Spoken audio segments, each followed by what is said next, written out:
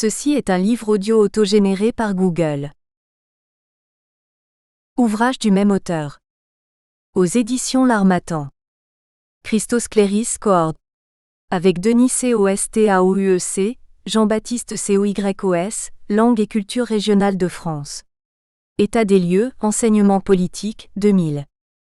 Christos Cléris édition, recherche en linguistique grecque, de Vol 2002.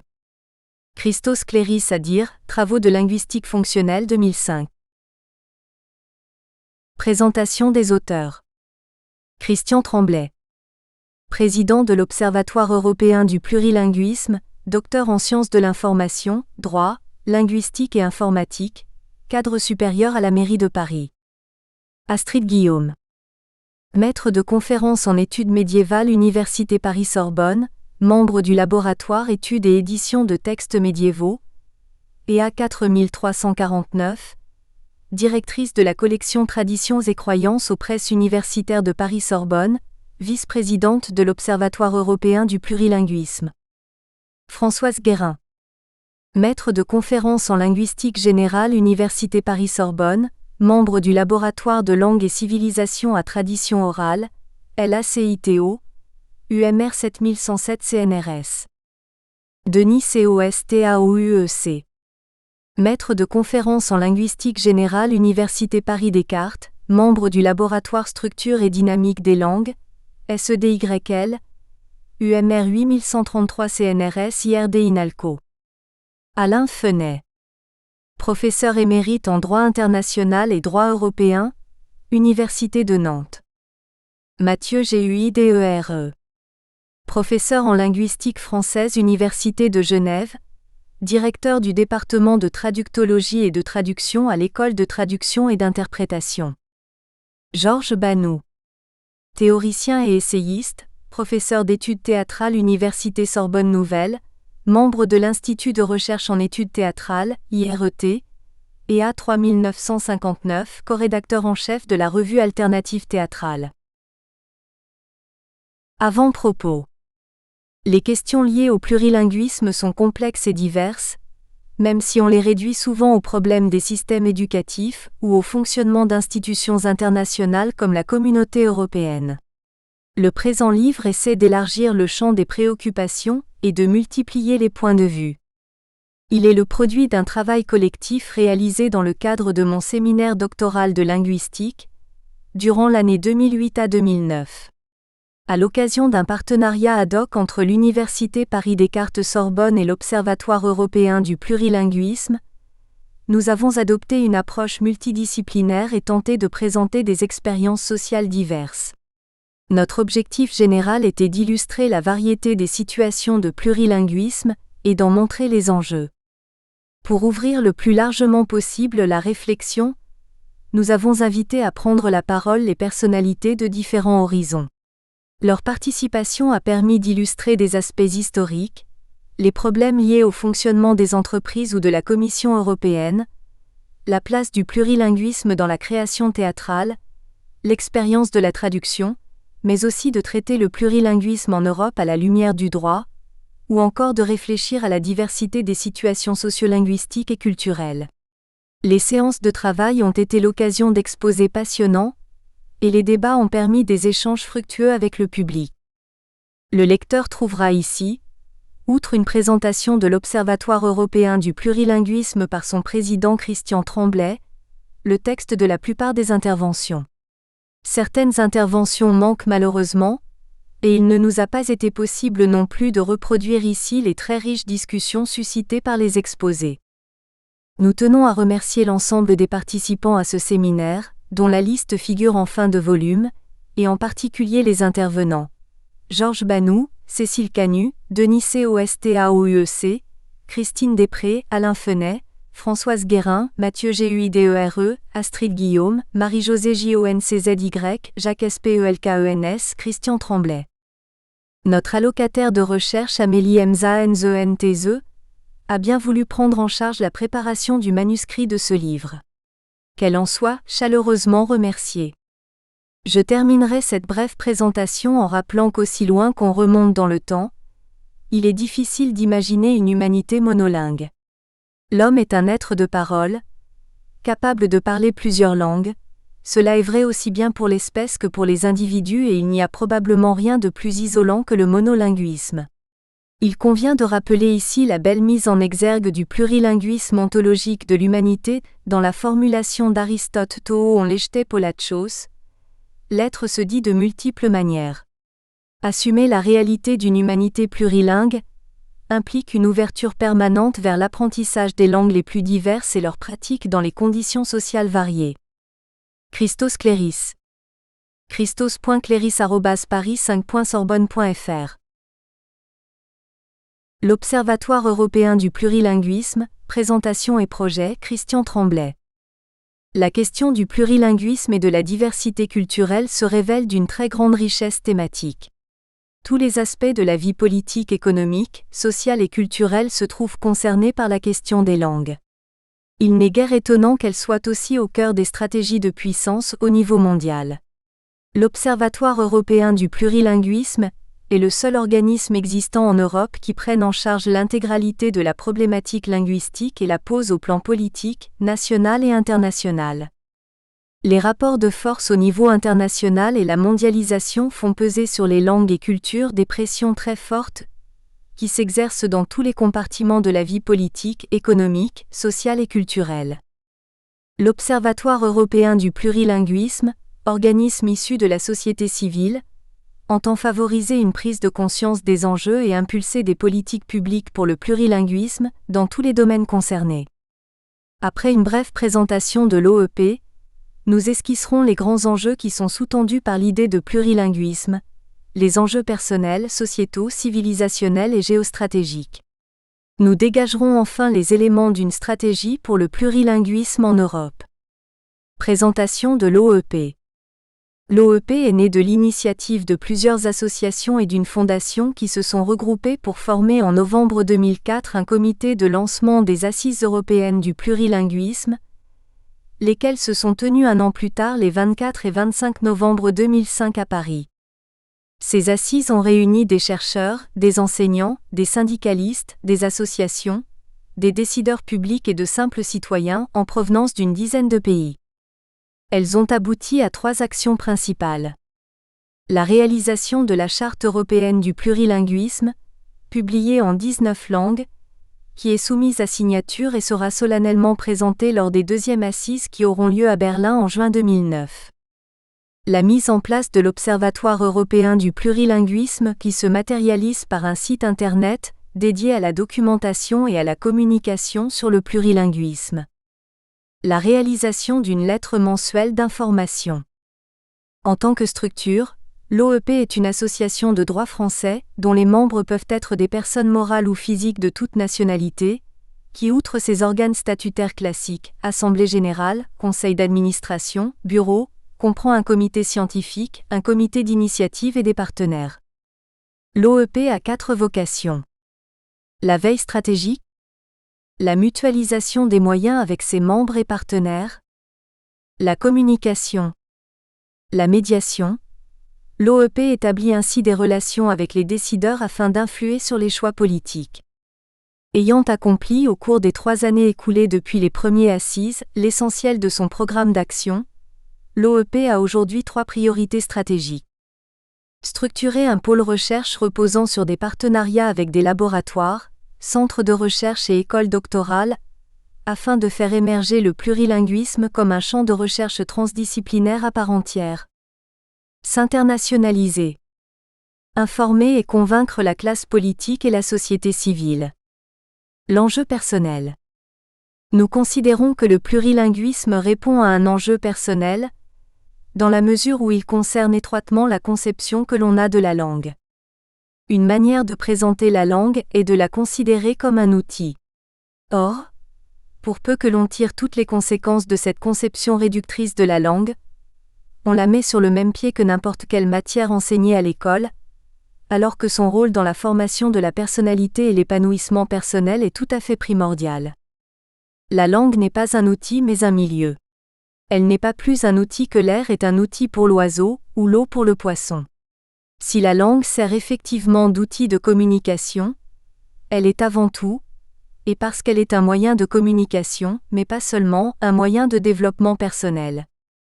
Cette conception fondamentale, on va la retrouver chez des auteurs très variés parmi lesquels nous en avons retenu 4 pour donner une force maximale à notre propos. Vygotsky. Vygotsky identifie clairement 2 fonctions du langage. Une fonction de communication, fonction externe qui comporte la compréhension rationnelle et la transmission intentionnelle de la pensée et des expériences vécues. Le langage remplit également selon Vygotsky une fonction interne, dans l'élaboration de la pensée. Sans réduire la pensée au langage, il en fait un tout indissociable, l'un et l'autre s'inscrivant dans un même processus. Tout comme la communication est impossible sans les signes, elle est impossible aussi sans la signification, et celle-ci n'est elle-même possible sans le processus de généralisation et de développement de la signification du mot. Ce n'est que lorsque nous apprenons à voir l'unité de la communication et de la généralisation, que nous commençons à comprendre le lien réel entre le développement social de l'enfant et le développement de sa pensée. Place page 57. Le rapport de la pensée avec le mot est avant tout non une chose mais un processus. Place page 428. Le mouvement même de la pensée qui va de l'idée au mot est un développement. La pensée ne s'exprime pas dans le mot, mais se réalise dans le mot. Place page 428. Ferdinand de Saussure. Sur des bases tout à fait autres, mais pleinement convergentes avec Vygotsky, Saussure intègre le signifié dans la langue, ce que ne fait pas toujours la linguistique.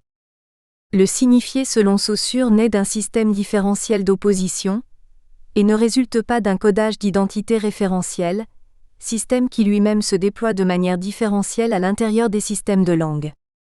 Évidemment, les systèmes de langue sont des systèmes ouverts plus ou moins et non figés. De par sa construction différentielle et de sa propriété biologique de linéarité, Saussure attribue au langage une fonction organisatrice de la pensée, laquelle ne peut s'épanouir sans la langue. Ce qui fait le caractère structurant du langage sur la pensée, c'est cette propriété biologique et mécanique du langage, du signifiant qui est d'être linéaire et discret, ref. CLG page 103. Heinz Wiesmann et Pierre Joudetz de Lacombe. Heinz Wiesmann et Pierre Joudetz de Lacombe donneront dans l'Avenir des langues, édition. Le Cerf, 2004. Des formulations qui conduisent également à une revalorisation de la langue par rapport à l'idée simpliste d'une langue instrumentalisée. L'idée commune est que la langue va de soi, puisque l'on s'en sert. Or justement la langue ne va pas de soi. La langue maternelle. Il faut commencer par le commencement, la langue maternelle. Le premier texte connu qui traite de la langue nous vient de Dante, texte de 1203. Il en ressort que s'il y a une disposition propre à l'homme pour le langage, la langue s'acquiert en donnant forme à la matière.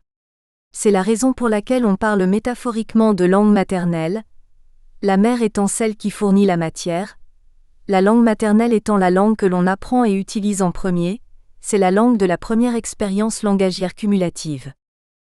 Grammaticalisation. Une composante du caractère cumulatif de la langue, qui fait qu'avec des structures stables elle peut exprimer une infinité de contenus, c'est la grammaticalisation. C'est par la grammaticalisation, processus qui permet que dans la langue il y ait une métalangue, que la langue devient langue de culture. La langue se prête à de multiples usages et c'est sur une catégorisation des usages que Heinz Wiesmann et Pierre Joudetz de Lacombe fondent la distinction entre langue de service et langue de culture. Cette distinction est elle-même dérivée des couples objectivité-subjectivité, dénotation-connotation. Le schéma suivant synthétise cette distinction fondamentale. L'axe principal en est la langue. D'abord langue maternelle, la langue devient par l'école la langue paternelle et s'épanouit en langue de culture. Les langues enseignées selon le mode langue de culture. De part et d'autre de cet axe central, se développent des greffes latérales correspondant aux sciences de la nature et aux sciences sociales. Parmi ces greffes, les langues de service ont leur place. Mais elles doivent être prises pour ce qu'elles sont. Langue de service. Ainsi, tant qu'une langue sert avant tout à désigner des faits précis situés en dehors d'elle, il est relativement facile de la remplacer par une autre langue. En effet, ces particularités lexicales et grammaticales ont moins d'importance en ce cas que les intentions qui visent ce qu'il y a de commun dans le monde extérieur, et qui pourraient, en dernier ressort, trouver leur expression dans un simple service de traduction ou une lingua franca. Ce n'est qu'au moment où la langue, au-delà de ce qu'elle désigne, renvoie à elle-même et enrichit sa fonction de désignation dénotative par la dimension de signification connotative strictement métaphorique, qu'elle gagne son caractère unique. Langue de culture. En tant que langue de culture, il est difficile de la remplacer, mais elle invite à être sans cesse retraduite. La traduction est ainsi la pierre de touche de toute la culture de la langue. Il ne s'agit là nullement de transposer une langue dans l'autre, même si de tout temps, la traduction a donné des impulsions décisives à la naissance et au développement des langues de culture, mais d'initiatives constitutives du style à l'intérieur de la langue elle-même. Ce sont ces initiatives qui révolutionnent l'emploi de la langue et, à partir de ce qui est habituel, ouvrent des horizons d'expérience insoupçonnés. En se reproduisant elle-même, la langue se régénère dans une perpétuelle traduction. Son histoire est celle de ses renaissances. Nous arrivons donc à une notion très riche de la langue, qui ne peut être dès lors réduite à un instrument. Heinz Wiesmann et Pierre Joudetz de la Combe élargissent encore, par rapport à Vygotsky, les dimensions du langage, en écartant même l'idée de fonction, trop près selon eux de l'idée d'outil, en tant qu'expression d'une langue de culture, qui n'a rien à voir avec une langue cultivée, qui sont au nombre de 3, stratégique, communicationnelle, expressive, expression de la pensée et de la sensibilité, historique par exemple. Laïcité. La langue et les jeunes. On peut trouver dans des films récents ou dans des expressions culturelles propres aux jeunes des illustrations de cette conception élargie de la langue et non, comme on pourrait plus facilement le penser, des formes de mise en dérision de la langue. Il fut un temps où la langue était assimilée à un carcan, ou le support de rapports d'inégalité et de domination sociale.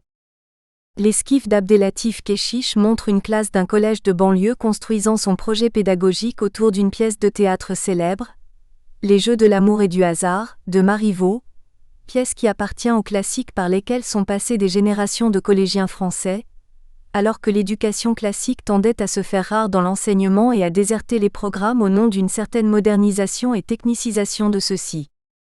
Entre les murs, roman et film d'après le roman de François Bégodeau, montre de manière paradoxale toute l'importance du langage pour le développement de l'enfant et du jeune. C'est en effet par la langue que les jeunes en difficulté peuvent s'en sortir le mieux.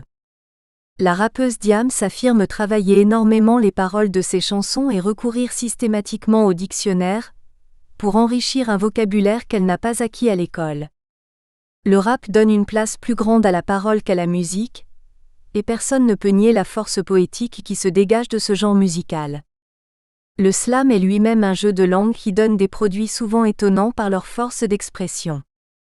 Tout ceci pour souligner que la puissance de la langue comme moyen d'expression est en réalité profondément ressentie sans l'être nécessairement consciemment, et sans que ce fait soit pleinement relayé par les médias, ni même par l'éducation.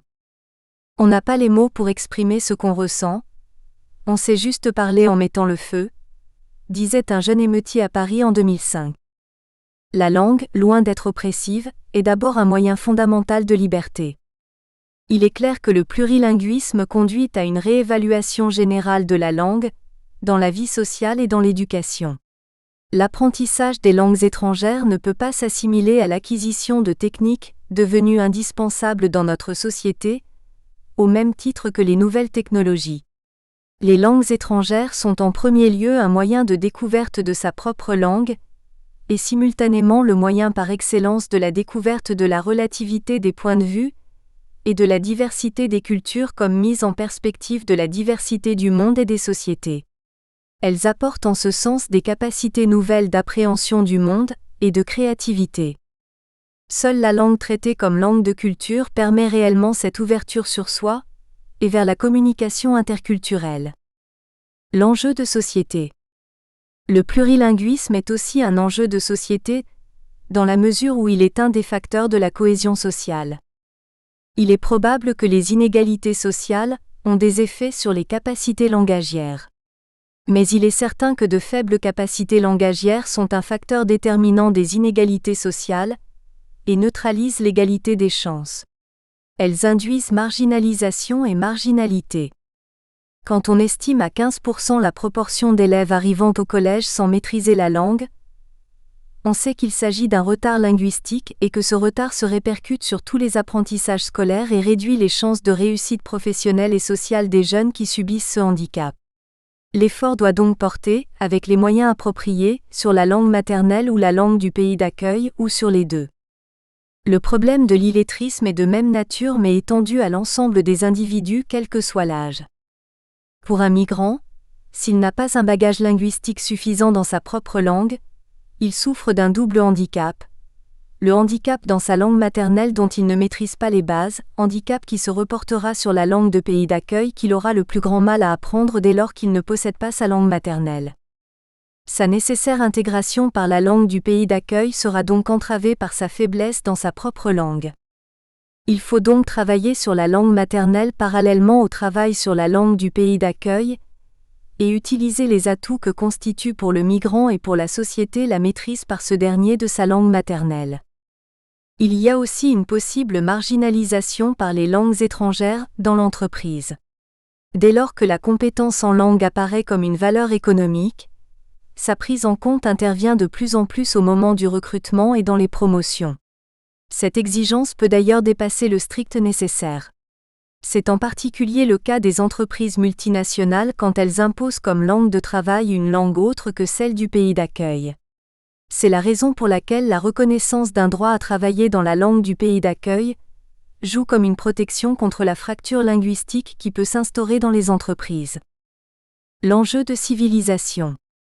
Mais plus globalement, le plurilinguisme représente un enjeu de civilisation. Le fractionnement linguistique de l'Europe est à la fois une richesse et un frein. Le frein n'est pas dans la diversité des langues, mais dans l'insuffisance notoire de la traduction et dans la dominance du monolinguisme des populations.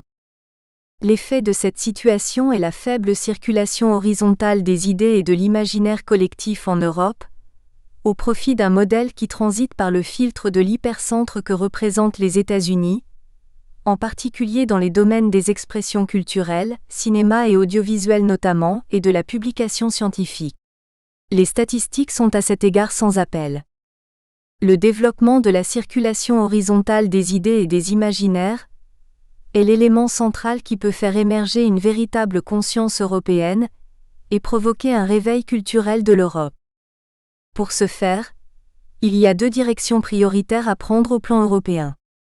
D'une part, mettre en œuvre l'objectif 1+2+ comme moyen de faciliter les contacts entre Européens en évitant de passer trop souvent par l'intermédiaire d'une langue tierce.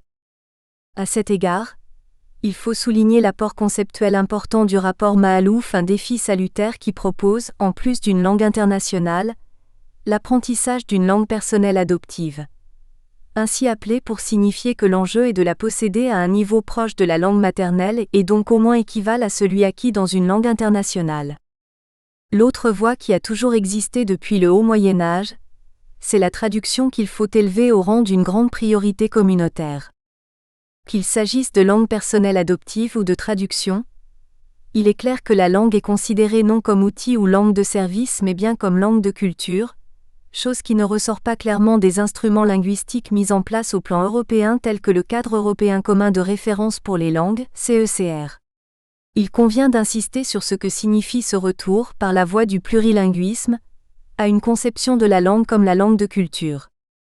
Pour Heinz Wiesmann et Pierre Joudetz de Lacombe, il s'agit de renouer avec cette grande caractéristique de la culture européenne que constitue le mythe de la séparation. Il s'agit, selon leurs propres termes, de l'affirmation critique de soi, de l'utilisation du passé pour une critique positive du présent, de la différenciation, du principe de développement par opposition aux civilisations statiques d'Asie et d'Afrique, de la grande tradition du questionnement, etc. Le plurilinguisme exclut par ailleurs toute conception identitaire de la langue.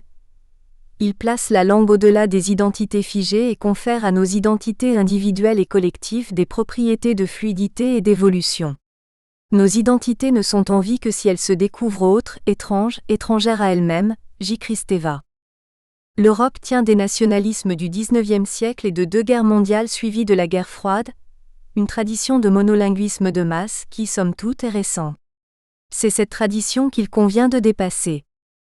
ainsi que Julia Kristeva en a tracé les lignes au cours de la conférence de presse du 16 septembre relative aux États généraux de multilinguisme à Paris, le plurilinguisme doit apparaître comme un signe distinctif de la culture européenne, car il définit et établit une identité plurielle, indéfiniment reconstructible. Nous espérons que vous avez apprécié cet aperçu. Pour continuer à écouter ce livre audio sur Google Play Livres, utilisez le lien dans la description de la vidéo.